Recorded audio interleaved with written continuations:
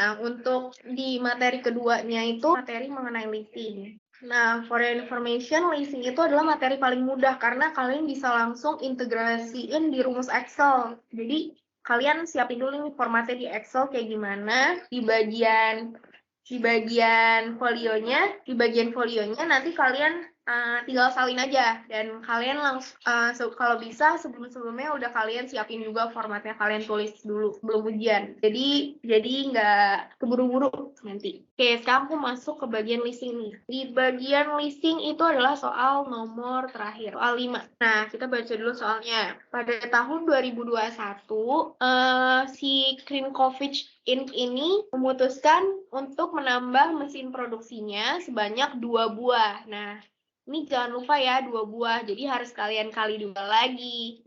Setelah dilakukan survei, ditemukan data bahwasannya harga per buah mesin yang baru adalah 150 juta. Nah, ini yang dibilang harga per buah nih, jadi jangan lupa kalian kali 2. Karena di materi leasing ini, kita tuh pakai step-step. Kalau misalnya kalian salah aja di step 1. Nah, itu untuk step berikutnya itu kalian akan salah juga. Nah, di sini tax rate-nya itu adalah sebesar 20%. Tax rate-nya itu adalah sebesar 20%. Terus si Kronkovich ini memiliki 2 alternatif. Nah, purchasing atau leasing. Nah, ini mungkin aku brief dulu ke bagian leasing ya. Nah, di leasing itu pokoknya nantinya ada 3 step nih. Kita pertama hitung interest and principal component of loan payment. Tujuannya kita adalah mau hitung bunganya berapa. Terus abis itu nanti interest yang udah kita hitung itu nanti kita masukin ke step yang kedua. Step yang kedua itu after tax cash outflow purchasing. Nah, nanti after cash outflow purchasingnya ini kita masukin ke step 3 di bagian purchasing. Nah, nantinya setelah itu kita akan bandingkan untuk purchasing dan juga leasingnya. Terus masuk ke soalnya nih. Di soalnya dia dibilang kita di bagian purchasing, Marash Corp ini penjual mesin produksi terbaik apabila Krinkovich ini tuh memilih alternatif purchasing. Namun untuk memenuhi kebutuhan dana pembelian mesin produksinya, Krinkovich ini harus pinjam dana dari Bank Diamond. Nah, total dana yang dipinjam adalah harga total mesin harga produksi baru, dan pinjaman akan diangsur setiap akhir tahun selama 4 tahun dengan tingkat bunga sebesar 14% per annually. Dengan alternatif purchasing, Kronkovich ini harus mengeluarkan biaya pemeliharaan mesin atau maintenance cost sebesar 2.500.000 per tahun dan per mesinnya. Lalu mesin produksi baru akan didepresiasi dengan metode MACRS selama 5 tahun. Oke, kita bagian purchasing dulu nih. Kalau hitung leasing, kita tuh mulai dari step 1.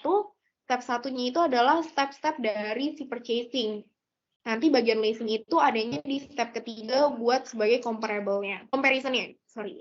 Nah, di sini total debt-nya ini adalah katanya dana yang dipinjam ini adalah sebesar total harga mesin produksi baru. Dan pinjaman akan diangsur setiap akhir tahun selama 4 tahun. Berarti dana yang dipinjam ini adalah sebesar 150 juta kita kaliin dengan 2.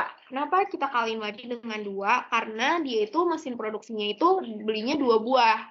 Nah, untuk 1 buahnya itu seharga 150 juta. Hanya total debt-nya itu adalah 150 juta kali dengan 2, karena ada 2 mesin. Terus abis itu di bagian N-nya, dia itu katanya untuk pinjamannya itu akan diangsur selama 4 tahun. Berarti N-nya adalah 4 tahun. Berarti N di sini adalah sebanyak 4 tahun. Terus untuk di bagian R-nya nih, tingkat bunganya. Tingkat bunganya dibilang katanya dia 14% per annual.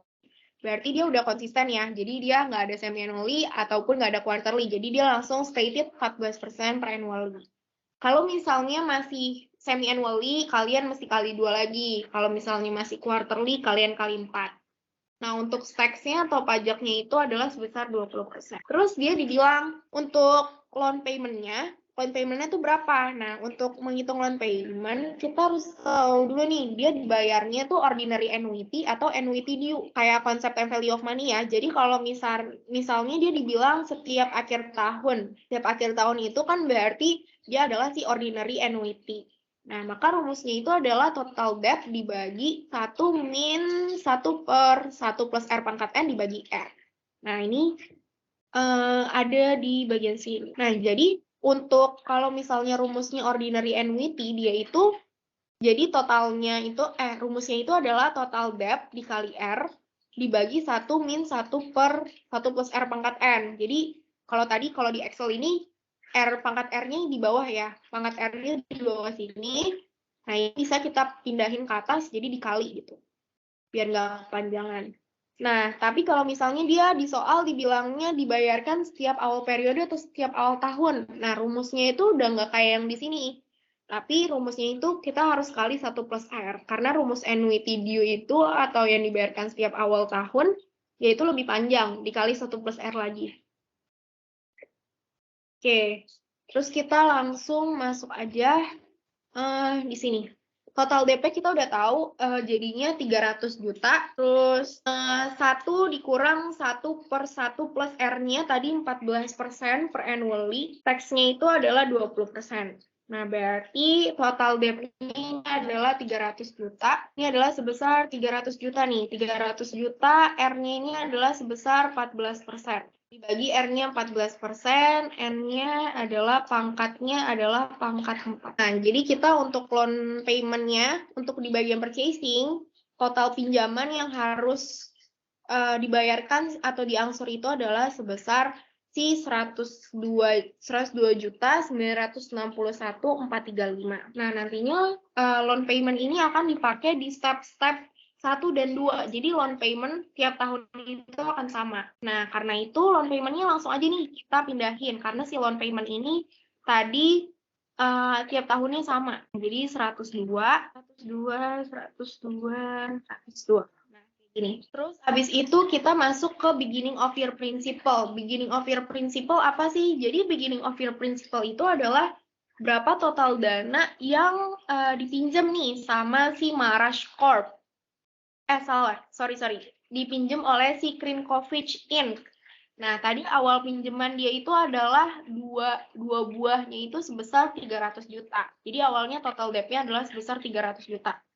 Lalu interestnya ini adalah 14%. Berarti 14% kita kaliin dengan 300 juta. 42 juta. Terus payment of principal berarti si beginning of your principal kita kurangin dengan payment of interest. Nah, ini adalah untuk payment of principal. Sorry.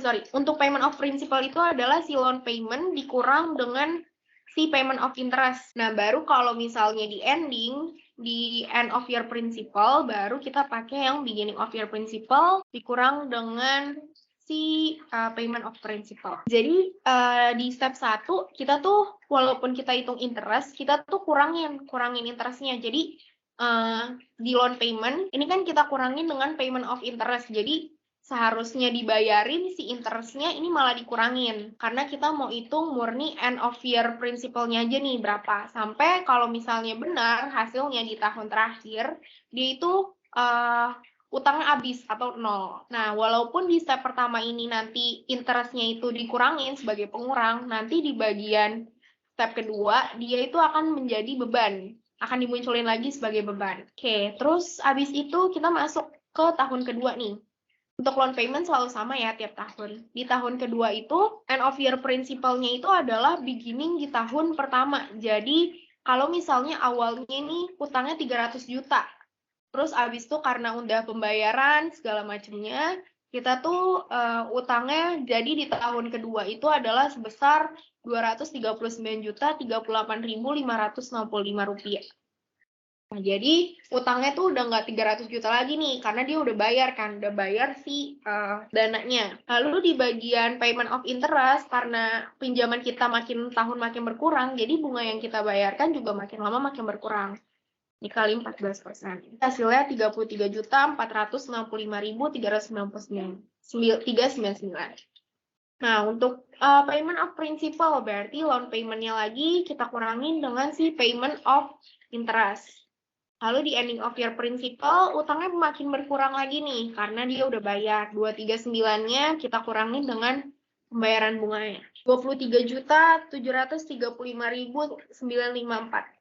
Terus payment of principal-nya jadi loan payment-nya kita kurangin dengan payment of interest. Nah, untuk end of year principal-nya berarti si beginning of principal kita kurangin dengan payment of principal. Hasilnya utangnya nih, jadi di akhir tahun ketiga sisa utangnya adalah 90.317.48 rupiah. Lalu di tahun terakhir, nah harusnya di tahun terakhir end of year principalnya 0 karena dia kan tiap tahunnya udah cicil, harusnya di akhir tahun keempat ya berarti udah habis karena memang masa waktunya cuma 4 tahun kreditnya. Jadi 90.317 ini kita kaliin lagi dengan si interestnya 14%. Payment of principal-nya dari loan payment kita kurangin dengan 12 juta. Sekian dari bunganya. Lalu untuk end of year principal berarti beginning of year principal kita kurangin dengan payment of principal. Hasilnya adalah 0. Berarti perhitungan kita udah benar nih, karena sampai akhir tahun keempat,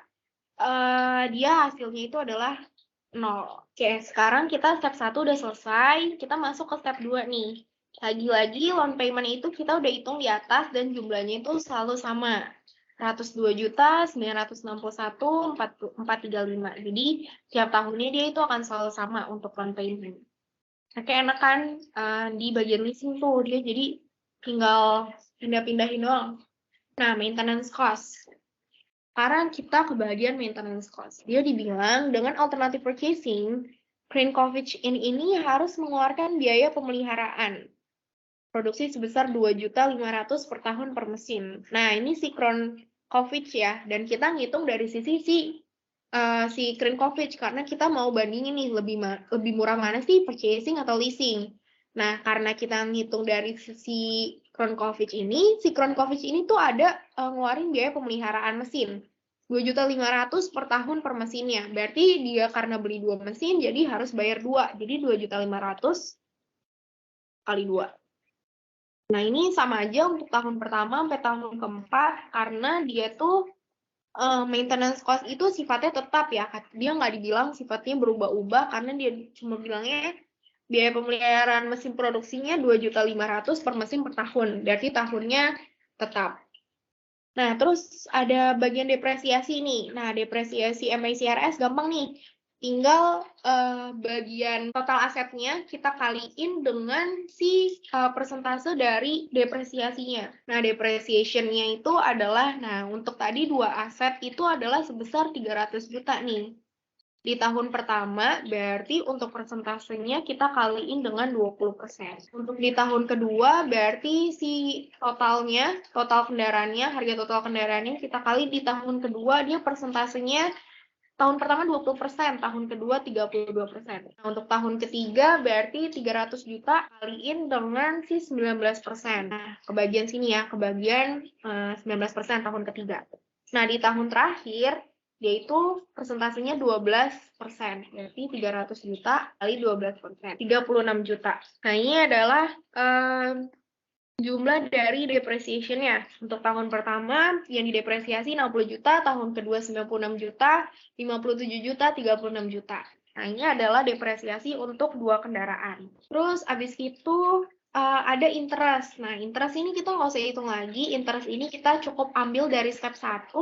Step 1 di bagian si payment of interest nih. Jadi 42 juta, terus ada 33 juta sekian, lalu selanjutnya ada 23 juta, dan yang tahun terakhir itu interestnya itu adalah 12 juta 644. Jadi langsung dipindahin aja. Nah, total deduction ini adalah beban-beban yang nantinya akan dikenakan pajak, dikaliin dengan tax rate-nya.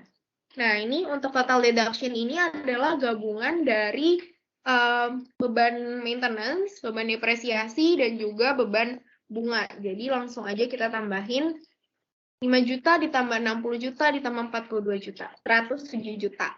Nah, kebetulan di bagian sini nih, di bagian maintenance cost, dia itu yang nanggung adalah si pihak perusahaan ya, pihak perusahaan yang meminjam uang. Nah, kalau misalnya dia tuh nggak disuruh tanggung maintenance cost, misalnya karena masih ada asuransi misalnya asuransi selama 5 tahun, ya udah berarti kalian nggak perhitungkan maintenance cost-nya, atau maintenance cost-nya kalian nolin aja. Terus di bagian yang tahun kedua juga sama, berarti ini kita tinggal tambahin aja Maintenance cost tambah depreciation tambah interest. Tahun ketiga dan tahun keempat juga sama. Jadi untuk total deduction tahun pertama itu adalah sebesar 107 juta, tahun kedua 134 juta sekian, tahun ketiga 85 juta sekian, dan tahun keempatnya itu adalah 53 juta sekian. Oke, terus untuk tax shield-nya nih. Tax shield ini berarti si total deduction yang tadi udah kita hitung, kita kenakan dengan pajak. Nah, tadi dibilang pajaknya ini adalah sebesar 20%. Berarti, nah ini informasinya di paling atas nih. Tax rate-nya 20%. Jadi tinggal si total deduction ini kita kaliin dengan 20%. Ini kita drag aja langsung ke bawah. Jadi total tax shield untuk tahun pertama itu adalah 21.400.000, tahun kedua 26.893.080, tahun ketiganya 17.147.191, dan tahun yang terakhirnya itu adalah 10.728.877.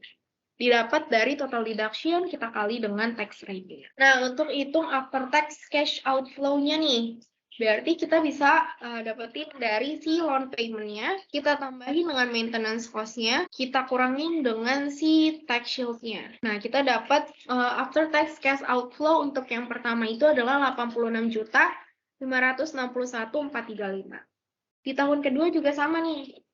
Tahun kedua berarti loan payment-nya 102 juta sekian, kita tambah maintenance cost, dikurangin dengan si tax shield-nya. Nah, untuk tahun ketiga dan keempat juga caranya sama aja. 86.561.435 tahun pertama, tahun kedua 81.068, 355, tahun ketiga 98.14244, dan yang terakhir 97.232.558. Didapat dari loan payment ditambah dengan maintenance cost, kalau misalnya emang ditanggung sama perusahaan yang kita hitung, dikurangin dengan si bagian si tax shield-nya. Ya, setelah kita dapat cash outflow, kita selanjutnya masuk ke step 3.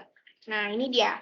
Kita lagi-lagi pindahin sel. Jadi after tax cash outflow-nya ini tuh sebesar 86.561.435 di tahun pertama nih.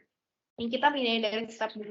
Terus untuk tahun keduanya juga tinggal pindahin jadi 81 juta, tahun ketiganya itu 90 juta sekian, dan tahun keempatnya 97.232 juta 558. Nah, untuk cari after tax cash outflow finalnya itu gimana caranya? Caranya after tax cash outflow kita kaliin dengan PVIF. Nah, PVIF ini rumusnya adalah 1 dibagi 1 plus required return pangkat N. Jadi, PVIF-nya ini adalah kita cari dulu nih R-nya berapa. Nah, ini terdapat di informasi soal. Apabila cost of debt after tax-nya sebesar 5%, maka hitung PV of cash outflow masing-masing alternatif. Nah, ini dia berarti R-nya 5% ya, karena R-nya ini sudah dikenakan pajak tadinya nih. Udah kita masukin tax shield. Nah, dia langsung dikasih tahu nih R-nya itu adalah sebesar 5%. Mana sih? Nih, tax shield-nya di sini. Tax shield-nya ini di bagian kolom yang litania nomor 6 di step 2. Nah, PVIF-nya tadi kan dibilang sebesar 5%. Berarti kita langsung aja nih, 1 dibagi 1 plus required return-nya adalah 5%. Karena dia di tahun pertama, jadi pangkatnya pangkat 1. Nah, untuk yang di tahun kedua pangkatnya kita ganti pangkat 2, untuk di tahun ketiga pangkatnya kita diganti pangkat 3, untuk pangkat 4 N-nya jadi pangkat 4. Nah, untuk PV cash outflow-nya tinggal langsung kita kaliin aja nih, after tax cash outflow-nya kita kaliin dengan PVIF-nya. Jadi 82.439.462. Lalu di bagian yang kedua, tahun kedua, ini adalah 81 juta ini kita kaliin dengan si PVIF yang tahun kedua 0,9070. Untuk yang tahun ketiga juga sama, 90 juta sekian kita kaliin dengan 0,8638. Tahun keempat 97 juta sekian kita kali dengan PVIF-nya yang pangkat 4. Oke, jadi untuk total yang dikeluarkan ketika kita purchase itu adalah sebesar 314.413.074 perak. 314.413.074 perak. Lanjut sekarang ke bagian leasing. Di bagian leasing itu dibilang katanya Bumah Corp menyewakan mesin produksi. Nah, ini berarti dia sebagai lessor ya. Si Bumah Corp itu adalah sebagai lessor. Terus abis itu menyewakan mesin produksinya ke Crunchfish Inn. Jadi dia ini Crunchfish ini adalah sebagai lessee yang meminjamkan.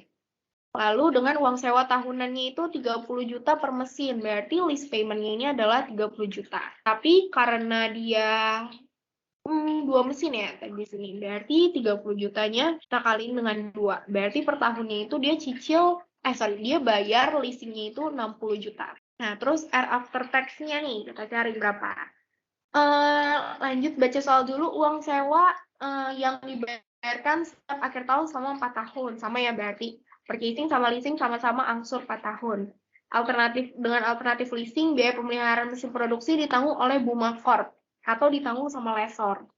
Karena kita hitung dari sisi Crunchfish atau sebagai lessee, dan lessee-nya nggak nanggung, berarti kita nanti plus 0 aja, nggak usah dimasukin juga nggak apa-apa. Dimana nilainya adalah sebesar 1.500.000 per semester per mesin maintenance cost-nya. Nggak penting deh pokoknya, karena bukan kita juga yang nanggung.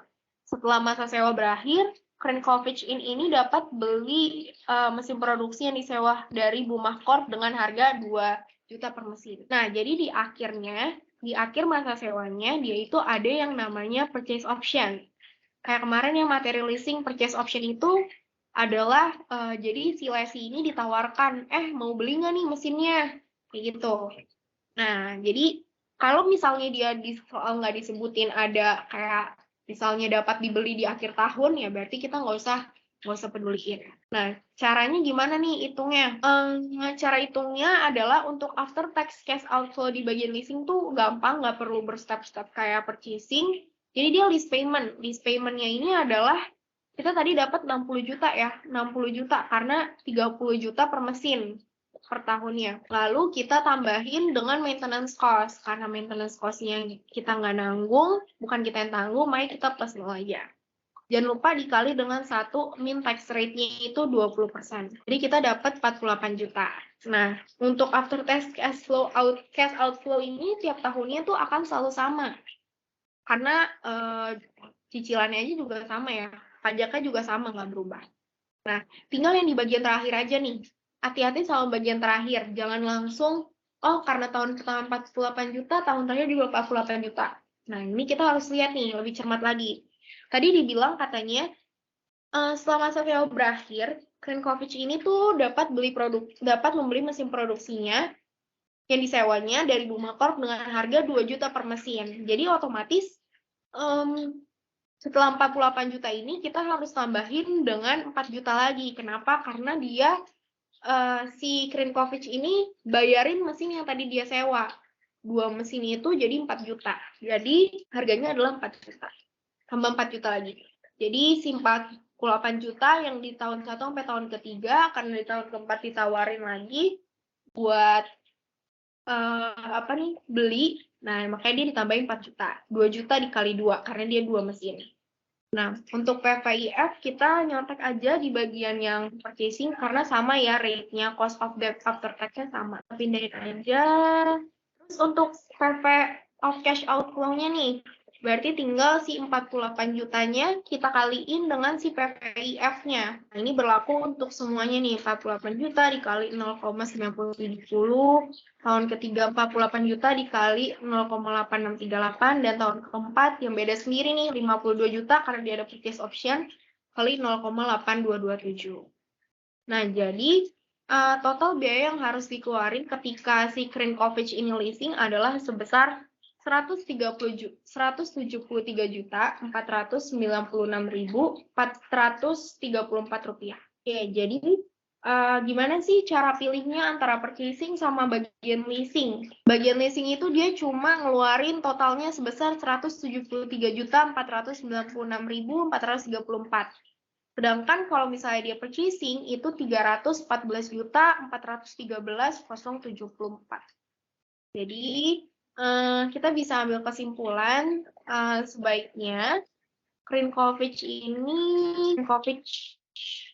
ini memilih alternatif leasing ya, karena menghasilkan PP cash outflow yang lebih rendah. Nah, jadi kita untuk keputusan mah nggak usah dihafalin ya, yang mana yang kayak gimana. Ya, kita mikir aja nih pakai logika. Berarti kalau misalnya cash outflow-nya banyak, berarti makin banyak nih yang kita keluarin buat purchasing misalnya. Nah, itu kalau makin banyak pengeluarannya kan itu nanti perusahaan makin banyak atau makin besar. Ya, kan kita maunya untung terus ya. Mau untung terus jadinya kita pilih cost yang paling kecil atau cash outflow-nya itu yang paling kecil. Jadi, keputusan yang bijaknya adalah Krinkovic ini pilih si leasing. Karena dia cuma menghasilkan 173 juta dibandingkan sama purchasing yang 314 juta.